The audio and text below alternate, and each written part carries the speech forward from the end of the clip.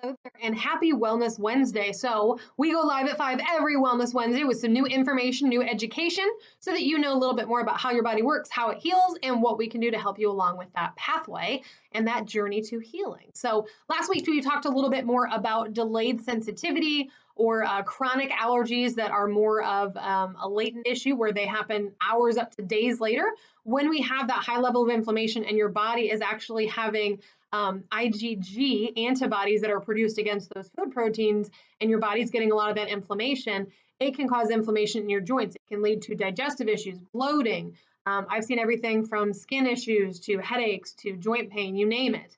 But what's really interesting is everybody wants to know, after I get that information and once I start reducing those allergens, how do I actually heal? So one of the things that we have to realize is after we have high levels of inflammation, we actually have cellular damage. So that means that our cells have been damaged, typically the protective mucus coating inside of our stomach, inside of our intestines, may be worn down or may have some holes in it. If you've heard of leaky gut syndrome, typically inflammation is what typically will lead to leaky gut syndrome in the long run.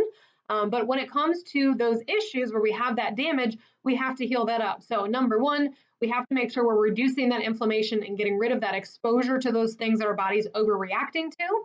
The next step is going to be healing up the actual cells as well as regrowing that mucus. So there's a couple different supplements typically that I use in my office for that. One of those is a glutamine. Now we have to be careful with glutamine because it can turn into other hormones and things that can be toxic. So it's very important to make sure that you are taking those correctly. If we are trying to heal, we need to take it on an empty stomach. We also need to make sure it's not turning into other metabolites that can be harmful for our body. So there's a specific way and a specific dosage to take that so we can actually heal up the cellular linings inside of our stomach, inside of our intestine.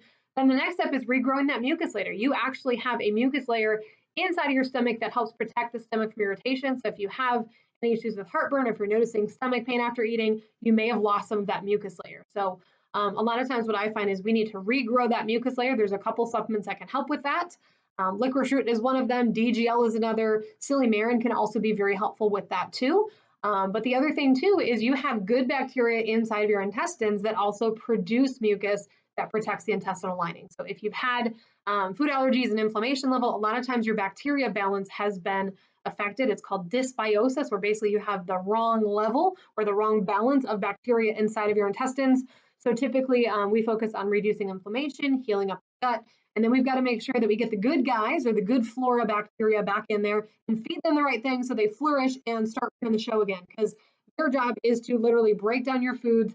They make vitamins and minerals so your body can get the nutrients that it needs. So if you have some digestive issues, if you've had issues in the past with sensitivity, quick diarrhea, food reactions, that sort of thing, you may have lost that bacteria balance. So we have to get the bacteria back in there, get them running the show again so they're making vitamins and minerals, protecting the lining of that stomach. And in some cases, with some patients, especially if it's been a long time, we may also have medications that have affected that too. We may also have some issues where the bacteria balance actually has pathogenic bacteria that could be growing, and we have a gut infection going on. So we also do some stool sample testing for patients that are having issues and are not seeing the results that we typically would see. But that stool sample really tells us, number one, what is growing and what level is it at, because we want to make sure that the good bacteria are at high levels, so they are running the show. Those other bacteria or the pathogenic bacteria, if they're there, yeast overgrowth or even just other bacteria, if their levels are higher than your normal bacteria, that can also be part of that dysbiosis or that gut bacteria imbalance. So in that case, we may need to do a round of some natural antibiotics to kind of reduce the growth rate of those bad bacteria as we try to get the good guide numbers back up.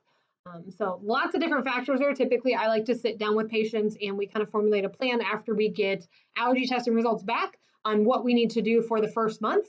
And then after, usually depending on how many severe allergies we have, typically those can take up to 6 months to a year to get improvement with inflammation levels. We can retest, or in some cases, we may need to do some further testing to figure out what's going on with that gut biosis and what's growing there, what's not supposed to be there, or what numbers we have to reduce to balance things out. Typically, a lot of it is going to be diet related. There also are probiotics. There, like I said, are some natural antibiotics we can use as well to balance out those bacteria so that we can kind of allow the good guys to grow as the bad guy numbers kind of drift down, that we can get that balance back together. So if you are curious a little bit more about how and what that process looks like, or maybe you've had some issues for a long time and you've already done some processing and healing from delayed food sensitivities, we may need to take a deeper look and do some stool sample testing and figure out what's actually growing, what your levels are at, so we can rebalance the gut, get it fully healed, and get you long-term relief rather than just short-term. So if you want more information, you can give our office a call, 309-689-6200.